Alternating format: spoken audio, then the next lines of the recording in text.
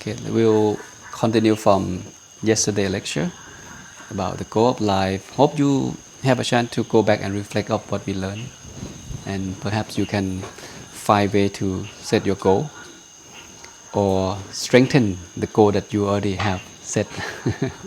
Okay, so I call it a noble living to see if this help you to have an idea of how to live happy life. Okay, a noble livings. What kind of person that you would like to be? Have you ever imagined yourself? Everybody is looking for happiness, of course.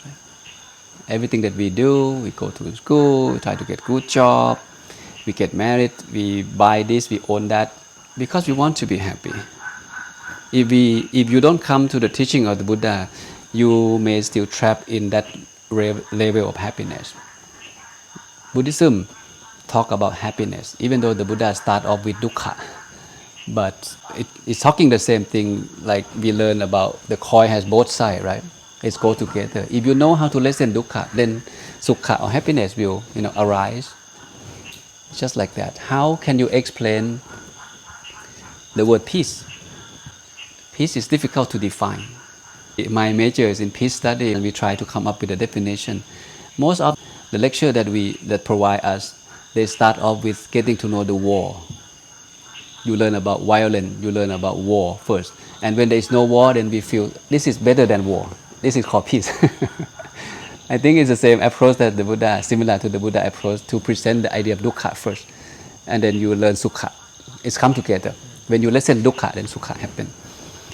So we look for happiness, we look for peace, right? That's the ultimate goal in life. But ultimate in the eye of the lay people, that means you have more of material things. You have billions of dollars, then you'll be happy. But ultimate through the lens of the Buddha is different. Ultimate happiness is nibbana, right? Is nibbana. This is the ultimate goal. We train ourselves to get there. I just present some idea, okay? What kind of person you want to become? What kind of characteristic that you should develop to be that person? What kind of person that you consider good man? What quality should they have? What about being ethical, generous, kind heart, caring heart, think of others, have a good health, and smart? Anything else? Do you have all of this?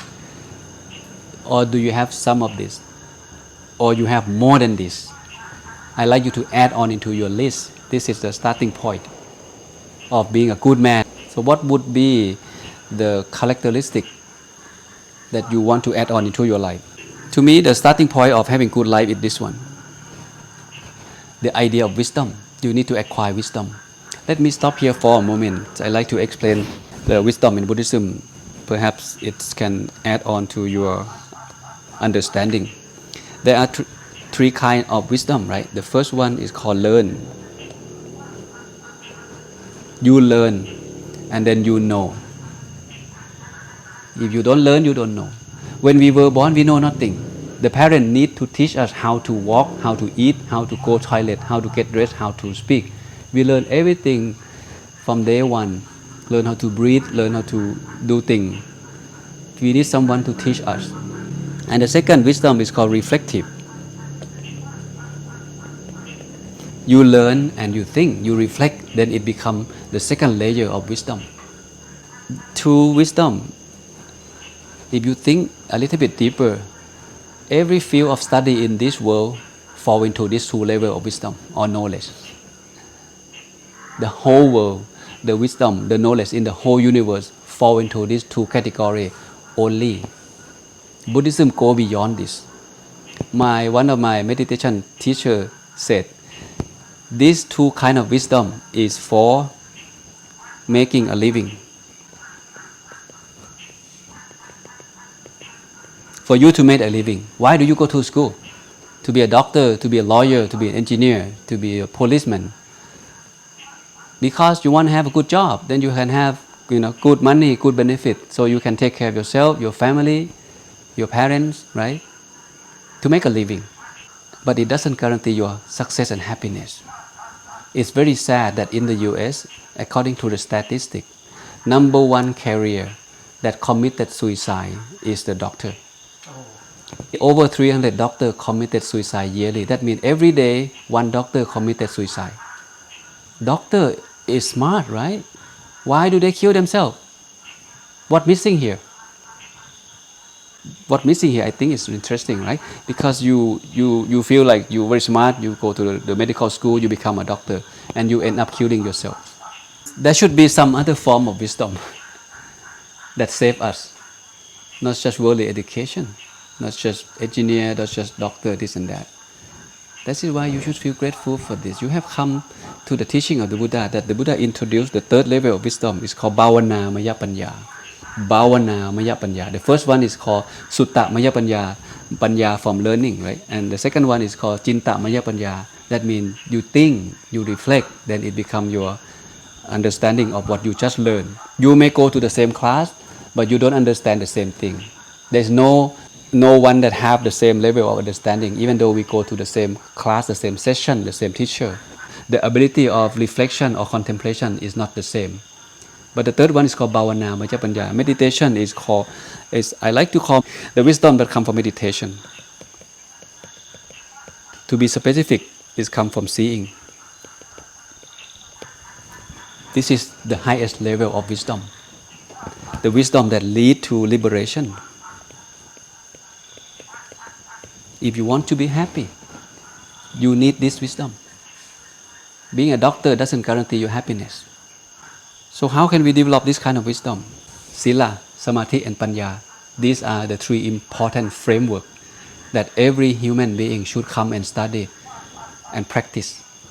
Sila, Samadhi, Panya. Sila, Samadhi, Panya. Not just these two kind of Panya or knowledge. You need the third level of Panya too. So you will not harm yourself and you will not harm others because you have this Panya. This Panya lead to right view and then lead to right thinking and then right action that follow. That is why whatever you want to be in the future or even you're already there, make sure you understand that it's not just you being smart. Why the world still have problem? It's not because we lack of smart people, but we lack of smart people with good habit, with right view, with right understanding. So if you feel like I am smart, good. You have good starting point, but make sure you add the other elements into your life too. What about precept? What about generosity? What about being kind, caring others, not being smart but selfish? Society don't need people like this. We have enough of them. And what about your health? This and that. You keep add on the list. So tonight I just want to put the dot together so you can see what area that you need to improve. And if you are blank, where should I start, to develop myself? Where can I develop my goal? There's so many things that I really want to do. So let's go through this together. Yesterday we learned about this, right? The slide edge. And I go very quickly. If you are interested, you go check out this book and I really recommend it. Okay? The Slide Edge by Jeff Olson. It's not that thick, it's a good book. This is how 5% people success and 95% people fail because of the simple act of discipline. These people who success or failure, the starting point is the same. This one, the philosophy or the right view according to the Noble Eightfold Path. You need to understand that the Noble Eightfold Path is the path that when we walk down this path, we will be happy and happier, right? And have less and less dukkha in life. Even if you want to attain Nibbana, you still have to walk the same path. Let's say if you want to be successful financially, you can apply the same approach here. I think this man presents a very practical idea. How can we put Dhamma into practice? So start from having right philosophy, which is again point to right view. With right philosophy, then you have the right attitude, which is right thinking toward what you understand, and then your action follow, and then you get the result, right? Whatever result you want to be, whether good health, having, relationship, good relationship, and financial success, whatever it is. And then he break it down. How can we get there? Make it simple. In other words, that people talk about this book, they call master the mundane. You master something very simple. If you want to be successful in financial, you can start putting money on the side, like put in your saving account, let's say $5 a day. or even $1 a day, right? 30 days you get $30. 1 year you get $300. It get compound. If you read 5 pages a day, 10 days you get to 50 pages. 100 days you get to 500 pages. How much wisdom or knowledge coming to you in 100 days if you don't stop? It doesn't take long to read 5 pages. Some of you take 1 or 2 minutes, you get 5 pages. And then you're done, you go do your thing. Tomorrow come back, another 5 pages. You become successful. Don't overlook this simple, oh, I don't have time for 1 hour, Long Pi. You have time for 5 minutes or not. You should, right? You should. You may feel difficult at the beginning to build that habit, to build that right view, right thinking toward the thing that you want to do. Meditation is good, but I don't think I can sit for 30 minutes. It's difficult at the beginning. But it's worth it as you continue to sit consistently. It feels uncomfortable at the beginning, but you feel comfortable later on. And once you become comfortable, then it's become habit, become autopilot. You will come back to the book, you will come back to the seat, you will come back to eat good food automatically. But on the other side, on this negative side, this is the positive one. Same thing. It's easy to do, to smoke, to drink alcohol, not to go exercise. Very easy to do, just to sit there and drinking beer. But later on, it becomes uncomfortable later on. If you go to the doctor said, oh, you have diabetes, you start to have dot in your lung. How can you remove the dot in your lung? If you smoke 1 cigarette a day for 5 years, there is no eraser to erase it. It takes time to fix because it's become habit already. You need nicotine every day. Same thing with caffeine. This is very simple to do, easy to do, and easy not to do as well. That's why people have failed in having good health, failed in financial, failed in relationship, just because they overlook of mundane things like this on a daily basis. So I introduced you the fourfold development that I found in the text when I was working on my PhD. I came across this teaching. And this teaching is the teaching that the Buddha trained a normal monk to be Arahant. This is the formula that I feel that we can use the same approach to train ourselves to be a good person, to be a good man, to be a happy man. If you don't know where to start to develop yourself, you can look into these 4 areas of your life. Start from number 1, physical area, number 2, social area, number 3, your mind, your emotion area, and number 4 is your wisdom area. If you can give yourself 90-day challenges, I believe you can achieve a lot of things. Your life will be changed. You can take this time to tag along the rainy season. If you are Buddhist monk, 90 days, we set go and we try to fix things. We try to catch up with we left off for 90 days, then we get the result. As a lay life, you can start doing the same thing for 90 days. 30 days, according to the scientific evidence that if someone wants to create a new habit, it takes 30 days. But to me, it's not enough. Let's go up to 90 days, and you can cement that habit for life. It's even better than 30 days.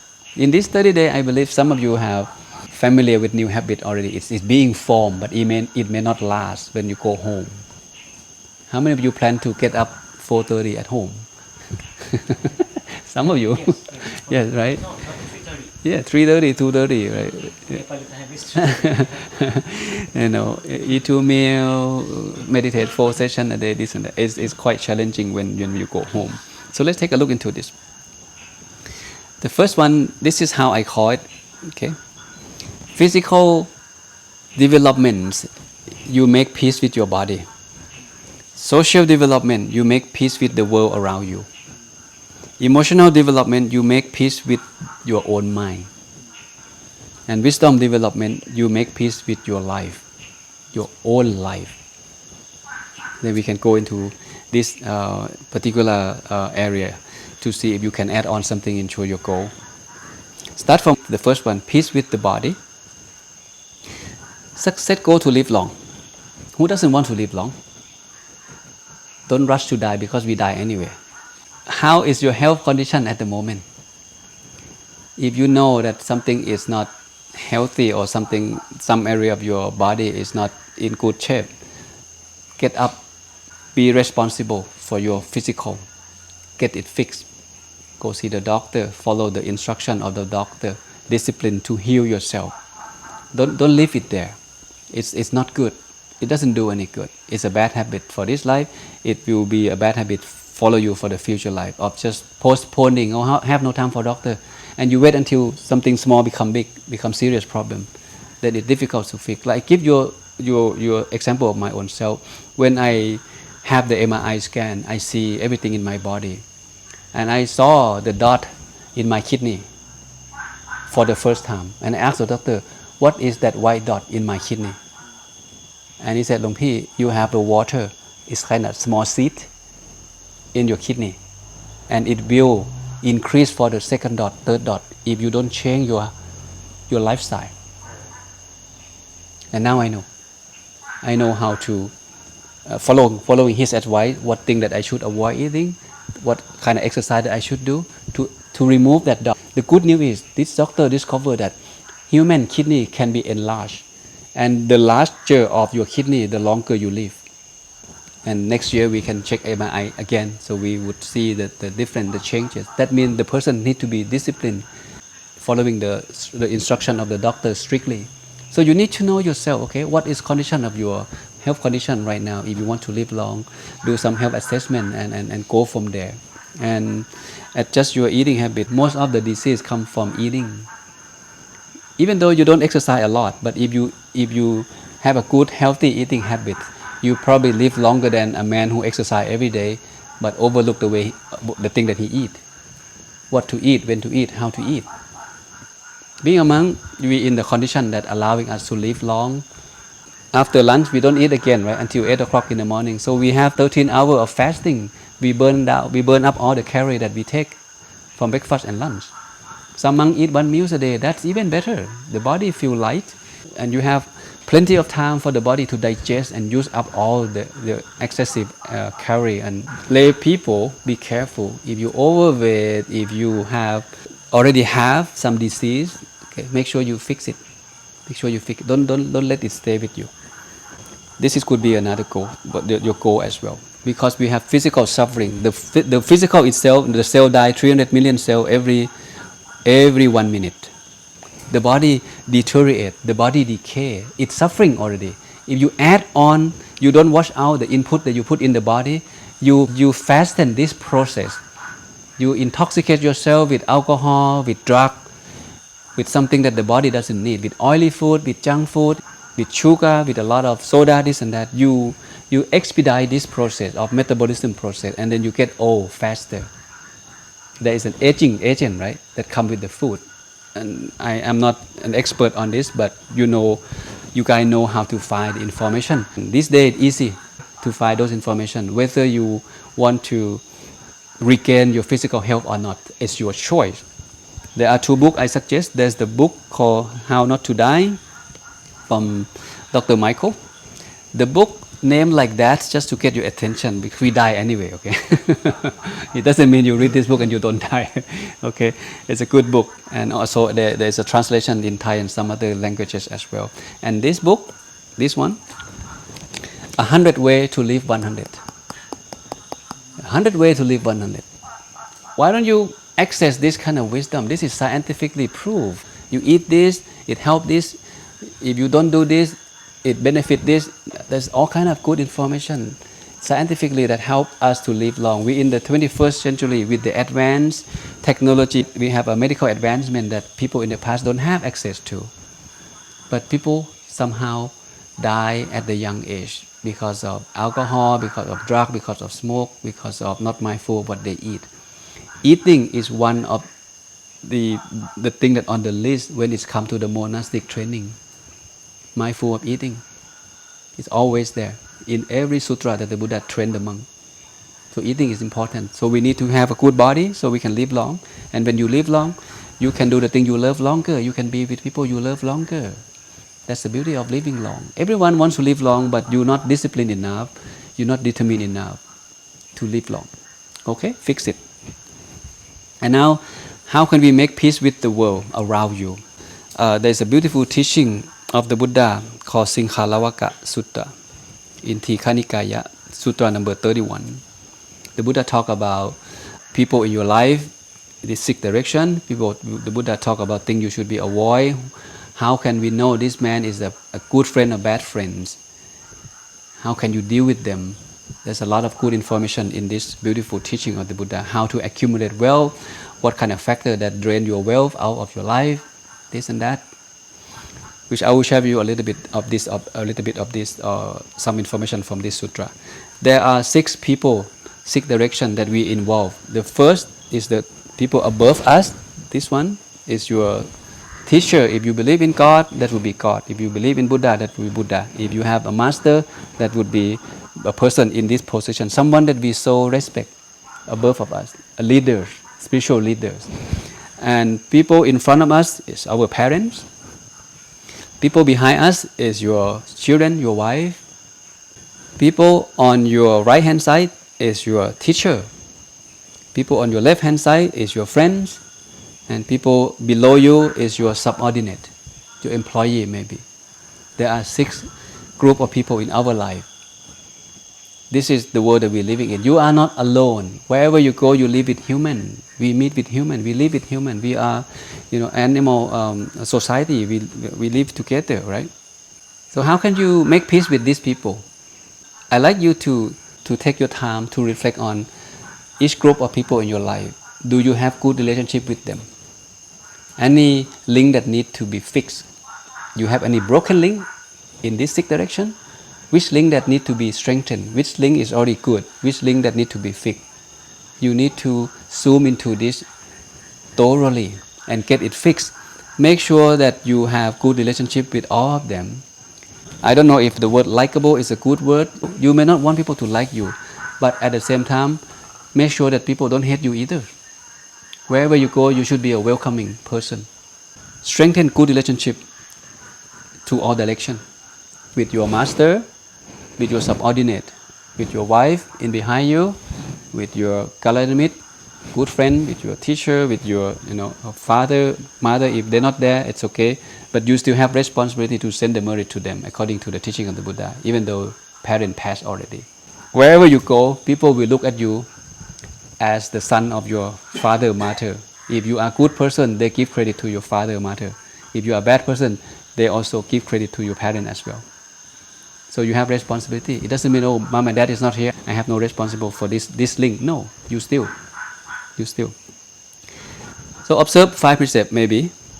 That's a good start, right? Improve your manner.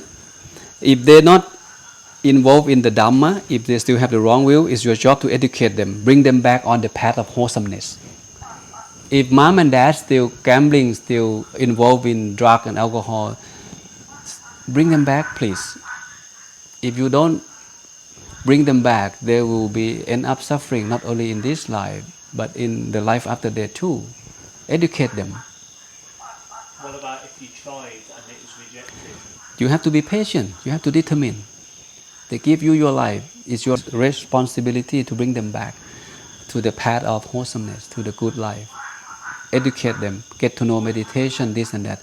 But start from you first. Be a good role model. Live life as an example. There are many things that you can add into here. What about precept? We're talking about observing 5 precepts, right? Observing 5 precepts is a good start, but it doesn't guarantee that you will be happy and you are a good person. 5 precepts is like the door that you keep it locked. This door not allow you to go out and harm yourself and harm others. You can stay home all day and you tell yourself, today my precept is clean, but you sit there and watch television all day. And then you proud yourself, and today my precept is so clean. Of course, you didn't do anything. I think the teaching of the Buddha is deeper than that. It's not just not doing anything and then you gain boon and you become a good man. It's the starting point, is the door that lock, preventing you from go out and do something bad. But there should be another door that always open. That's why precept go with we call Sila and Dhamma go together. The 5 Sila and the 5 Dhamma go together, hand in hand. Make sure you have 5 Sila built and then develop the 5 Dhamma that go together. If you don't kill, develop loving kindness. No stealing, right? This should be the right livelihood. if you observe first precept, right, not harming and killing, this is another thing that you develop together, loving kindness and compassion, not this one. But the stealing, the text point to having the right livelihood. Right livelihood, so you have enough money, so you don't have to steal stuff. And sexual misconduct, you develop self-restraint. You may have spouse, wife, you feel like, Lumpy, I don't have the second wife or cheat on my wife. But every time you go out, you always like to look for women. You entertain yourself in your mind. You don't have self-restraint in terms of sensuality. So this something is a virtue that a good man should develop. And false speech, of course, you develop truthfulness.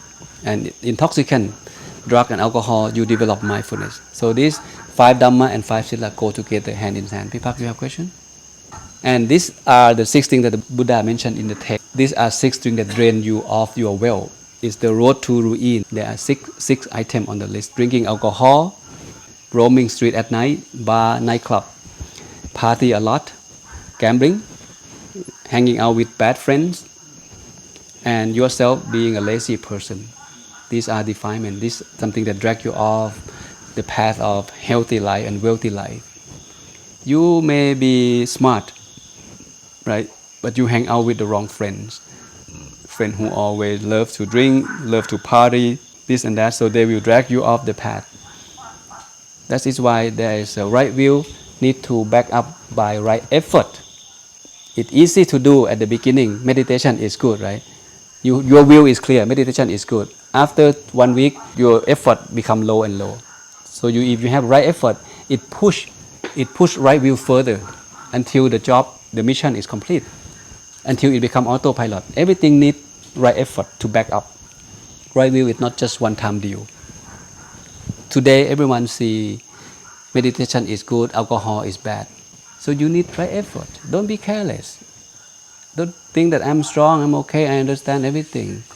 If the people you hang out with, the book that you read, these are 2 things that affect your life.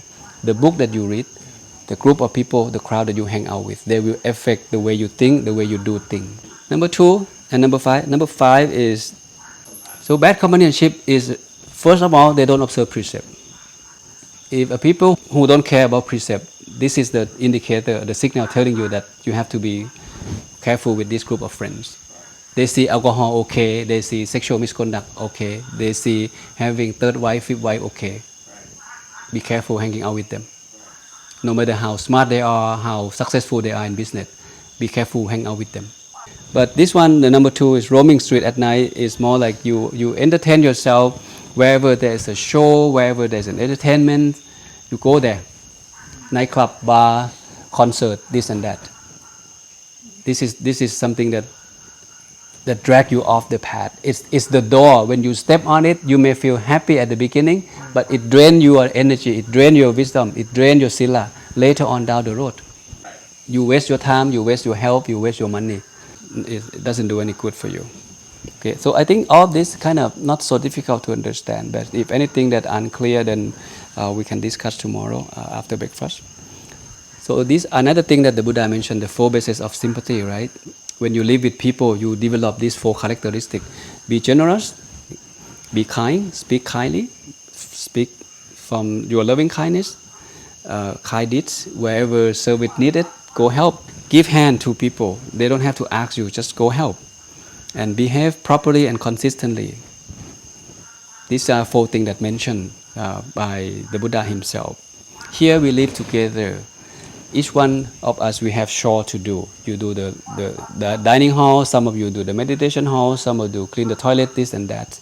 If you notice that your friend, you finished already, but your friend not finished, right? It would be nice if you go help. You still have time. If you go help, people appreciate it. If you put yourself in someone's shoe, you know what people need. You help them, you make them happy, and the job finishes faster. It's not like, I'm done, I'm here. This is my responsibility, that is yours. That's not my business to clean toilet. My job is assigned to do this. Can you train yourself in the next level to look, everyone is my brother, my sister, she's not done yet, I go help her, I go help him. I think this mind is better than the first mind. You are responsible, okay, that's good. But can you reach out Give hand, help your friends so the job can finish faster. These are the 4 things that everyone looking for: right? Wealth, fame, longevity, longevity and happy world. Everyone looking for wealth, material wealth. And once you have that, you're looking for fame, good credit, good companionship. And when you have wealth and fame, you want to live long. And when you live long and you're getting old, and then hopefully you can have a better life after death. And how can we get that? The Buddha teach us all. These are the 4 things that you might be able to, you should put into the consideration, so you can have all of this. Faith and wisdom go together. Faith is belief with wisdom, right? Not belief with ignorance. This is faith. Morality is the starting point of being happy, of being successful. Observe 5 precepts. Charity is about you being kind heart. This makes you lovable, likable, admirable. All of this. So these 4 Dhamma go together. 4 things that hard to get, and 4 things that help us to get all of this.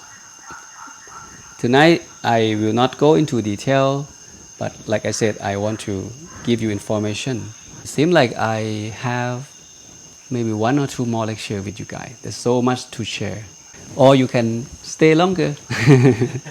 So peace of mind, this is the 3rd area. Peace of mind. Set goal to attain inner peace. Set for to be calm. Can you meditate 30 minutes, at least 30 minutes every day? Develop the way to live life mindfully of the thing that you do, of the thing that you consume, of the thing that you dealing with. And develop the mind to share loving kindness and forgive to others. And this is dana that we learned yesterday in the merit, about the merit concept. Giving, dana, donation. When you give, you feel better than you receive, as always. When you receive, you feel happy, right? You get a gift from someone. But when you give something to someone, it's different happiness, different peace of mind. If you are a person who not always giving, you should consider start to give. And the last one, peace with life. Set goal to develop wisdom. Don't stop here. Stay in the circle of Dhamma learning. Don't have to be a monk. You may have a good friend, many scholars out there, good people out there. Hang out with them. Read good book, 5 pages a day. If you can join the physical class or the online class, I think it's worth it as well. And this one just add on about saving money, because in order for us to be really happy or have less worry, life has expenses, right? So you need to also look into that area to make sure that you are okay financially for yourself and people behind you. But anyway, this is what the Buddha teach the lay person of how to manage as well. You spend money on food, right, clothing and other needs for your parents, your wife, your children, and your subordinate.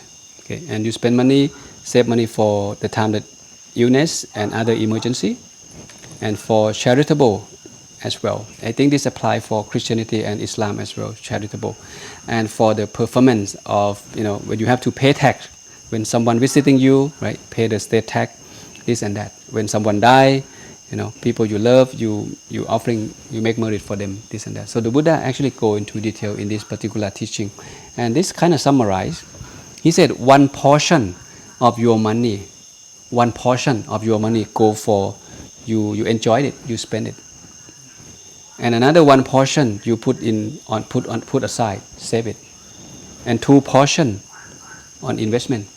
So this teaching the Buddha gave to the man how he can continue his family business after his parent dies. So you can apply to this. Don't have to be like this. It depends on your life, context. It's just general idea. Here you can see that the Buddha did not reject material, but you need to consume them, manage them mindfully, and not attach to them. It's time to give, you give. Don't just accumulate everything, but don't give. You not own it. The money belongs to the world. Possession is come to you because of your merit that you did in the past, and now it yield the fruit. If you don't give, then next life you may be born poor and this and that, according to the law of karma. Okay, now we almost done. Thing that easy to do, we think that easy not to do, right? if you can spend 15 minutes on these activities for the next 30 days or 60 days, then you see the result by yourself. Okay, meditate 15 minutes. Can you do it? Easy to do, easy not to do. Exercise 15 minutes a day. Take a walk. I'd like you to figure out what kind of exercise works best for you and find one and start doing it. Find one and start doing it when you go home. From day one, don't stop. It will be difficult at the beginning if you don't exercise regularly. Don't stop. Move on. Push yourself. Get through 30 days. What about reading book? 10 minutes a day. What about occasionally, maybe once a week, you stop eating junk food or let go sugar, let go soda, let go coffee. Whatever it is that you are addicted to at the moment, can you make that as a plan to stop eating it, to let go, slowly let go? I'm not saying all of a sudden completely let go. Slowly let go and shape yourself towards something else more healthy or healthier. What about saving? Can you make a saving? Maybe $1 a week, this and that. The idea here is for you to look for a way to improve your life by mastering the mundane things, developing the simple act of disciplines that will compound over time. What about listening to the Dhamma? Reading Tipitaka, one sutra a day. So do your homework. What time you want to meditate and how long you meditate. When you go home, set this time. What kind of exercise you want to exercise, when and how long, how many times a week. Make it a plan and implement it. Don't just learn and I know it's good. Nothing will change if you don't change. Food, what kind of food you should avoid. Book, what kind of book you should start reading. If 5 pages is too many, start from 1 page. If 1 page is too much, 1 paragraph. If it's still 1 sentence, whatever get you motivated and go from there. 1 sentence a day. Tomorrow 2 sentences. When I learn English vocabulary, my teacher said, you know what? You learn 3 vocabulary a day, and you add on. Every day 3. By the end of the week, I get a lot of new vocabulary. By the end of the month, I know a lot of vocabulary. Now I am able to communicate more. 3 vocabulary a day, not a lot. We can manage that. So this is something Luang Pi want to share and continue reflect from yesterday that we learned as well. We learn how to set goal. We learn the concept of merit, and now we are going back to the world. How can we put everything we learn about the Eightfold Path, the Four Noble Truths, the Law of Karma into practice? Start from something simple, like this, and make it habit. All Dhamma you learn should become habit. When it become habit, eventually it become autopilot. You will be mindful automatically. You will be kind automatically. You will be aware automatically. You will go toward good food or healthy food automatically. It become habit. But at the beginning, difficult. Later on, become comfortable. It will be difficult to let go Coca-Cola at the beginning. But later on, I'm not saying you have to let go. You know yourself what's best for your body, okay? Coca-Cola may be a bad example. Can be anything. Maybe sugar, maybe ice cream, maybe a donut or something that unhealthy. Slowly fade yourself away from that and shift yourself towards something healthier, so you can live long as you plan. Okay, so with that, I'm okay for tonight. If any question, then again, I'll see you after breakfast if you like to see me. Okay, let's call it a night. We take a break. ครับ